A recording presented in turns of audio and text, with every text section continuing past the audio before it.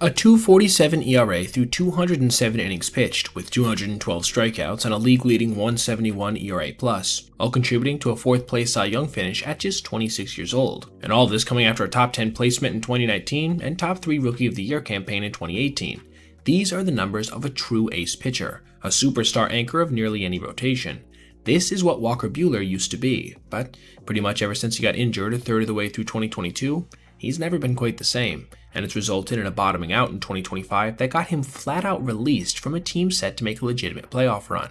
The numbers aren't pretty. A 5.45 ERA through 112 innings, just 84 strikeouts, almost 4.5 walks per 9, and an unsightly 1.56 whip, all contributing to a 76 ERA+, 24% worse than the average major league pitcher.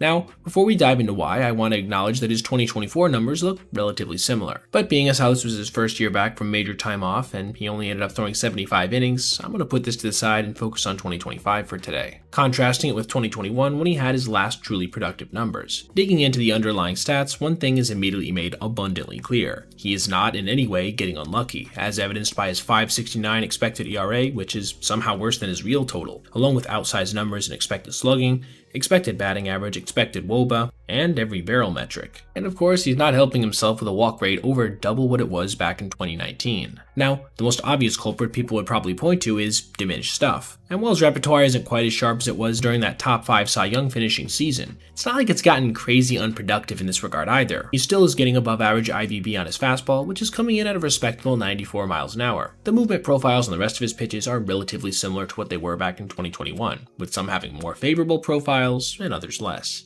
Suffice to say, this is not the be-all end-all. Further, it doesn't explain why his average exit velocity against has actually stayed about the same since his heyday. So, if hitters aren't hitting the ball harder than they were back then, how are they doing so much damage in the predictive metrics? And if the stuff is about the same, why isn't it generating swings and misses? As you can see in these two screenshots, how much across the board his whiff percentages have fallen since then. I believe the answer lies in his average location. Look at the screenshot from 2021. You can see how his four-seam fastball has a large amount in the middle of the plate, which you can get away with when you sequence your other pitches well, but does also have a decided peak up in the zone, as well as his cutter, sweeper, sinker, and changeup all being placed pretty solidly in the areas you'd want them to, with a solid amount out of the zone, but a decent amount in zone as well, with only really his knuckle curve being a slight wild card.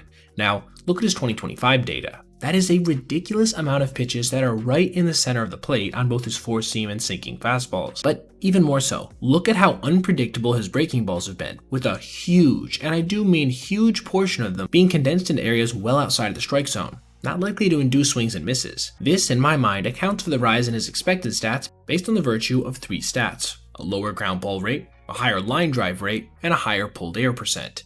These are all usually indicative of hitters being able to generate more consistently productive contact, not necessarily in exit velocity, but in batted ball location and type of hits. Basically, it seems like guys are selling out for a pulled line drive or fly ball versus Walker because they know that if a pitch isn't in the spot they're looking for, it's probably going to be an uncompetitive pitch. Batters simply aren't uncomfortable like they used to be. However, he is still generating a decent amount of weak contact to go along with this, which is driving down the overall exit velocity. But yeah, when hitters can basically spit on your breaking stuff, they are more likely to hit line drives and pulled fly balls, which are the most damaging type of hits in the major leagues. So, how does he fix this? Well, I'm no MLB pitching coach, so take this with a grain of salt, but based on my perception, I think the answer has to be being more aggressive in the zone with his breaking pitches. They're all still pretty good metrically, so I don't think they'll be getting barreled up like crazy, and it'll force hitters to stop selling out for his fastball, which has gotten crushed this year more than any of his other pitches, and start second-guessing themselves like he used to do during his heyday, as he's always relied on a pretty complicated pitch mix. Regardless, I think it's obvious that he still has some pretty decent skills in the mound, and if he's in any way able to harness them like he used to do with the Dodgers, I can't see why he couldn't still have some decent success with his new team, the Phillies, down the stretch and potentially into the postseason. Alright everybody, if you made it this far, I appreciate you watching, and if you did, consider checking out any of these other videos on your screen right now for other content just like this.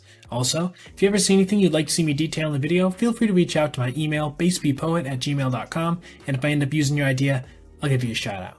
Thanks for watching. Have a great rest of your day.